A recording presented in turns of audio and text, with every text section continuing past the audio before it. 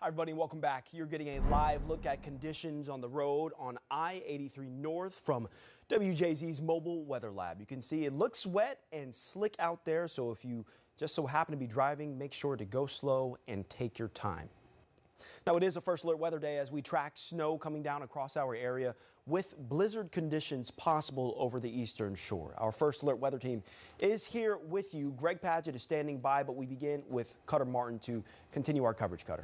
Bryant, if temperatures were maybe 2 to 3 degrees colder, we'd be talking about a much different picture across the state. Again, we are talking about the addition of a blizzard alerts over on the lower eastern shore and then additional alerts because we're just talking about such an expansive system with a variety of impacts. Not every neighborhood is going to see the same thing. Not every city will see the same thing. In fact, case in point, we're 33 moderate snow at BWI here in the city of Baltimore, but off to our east, temperatures are already colder and the snow is falling more heavily. Case in point, we kind of have two big bands here. One is right over D.C., extending to Frederick County, and now to western Baltimore County, where you see the deeper blues. And one of the main events of this entire system is this coastal band that stretches from the Atlantic Ocean, even Ocean City, back all the way to the east side of the Chesapeake Bay. Something we're going to be watching here pretty closely for the next few hours is exactly how these bands behave. So we're going to stop radar, and I want to move the map and talk about exactly what we're watching here. And it's going to be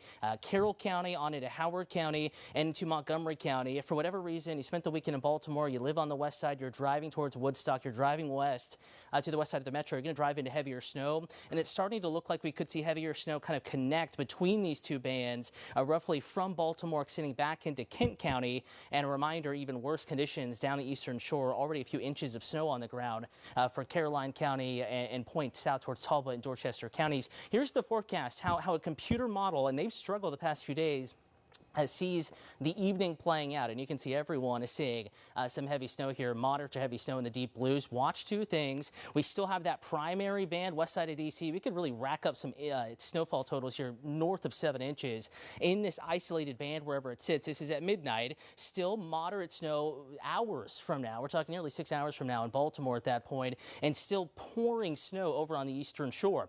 It's possible in the wee hours of tomorrow morning, 2, 3 a.m., we see that heavy band. This is kind of the last gasp of the system over the city of Baltimore, extending down 97 into Anne Arundel County, and then eventually tomorrow morning 7, 8, 9 we do see some improvement, but obviously very impactful system. First alert meteorologist Greg Padgett is looking at the impacts zone by zone across the area. Variety of issues out there. That's right, Cutter. We have those winter weather advisories in effect, winter storm warning in effect here. The areas in pink, and the blizzard warning in effect as they head over the lower part of the eastern shore. The impacts are going to be 8 to 14 inches here, and I already heard Cutter say at least 3 inches already reported on the eastern shore. North of Baltimore, 5 to 7 inches, and 3 to 5 back towards D.C. Possibility they may have to upgrade this into the warning area as well if it overperforms and we get more snow from that area. The impacts are what we're watching as we head into this evening and into tomorrow morning. High impacts on those snow totals, 3 to 7 inches west of the bay, 7 and 14 east of the bay.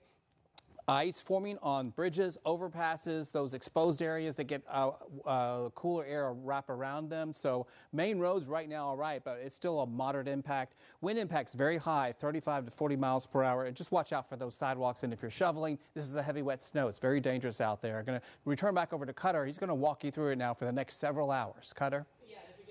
To tomorrow afternoon, we're going to see big improvement, Greg. Improvement tomorrow afternoon, but the morning rush, 6 to 9 a.m. If you are still having to go into the office, high impacts. We get that mid-morning sun angle, and we're looking at some improvement. Then bigger improvement as we go into the heart of the kind of lunchtime frame. Temperatures in the upper 30s. The sky will be clearing out.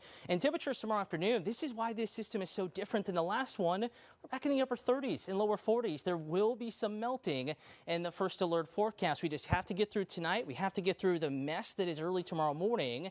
Refreeze potential Tuesday. May add an alert day if the morning commute looks really slick because it will be colder. Teens and 20s Tuesday morning. Wednesday, possibly a few more rain and snow showers, more wintry mix potential despite a warm afternoon.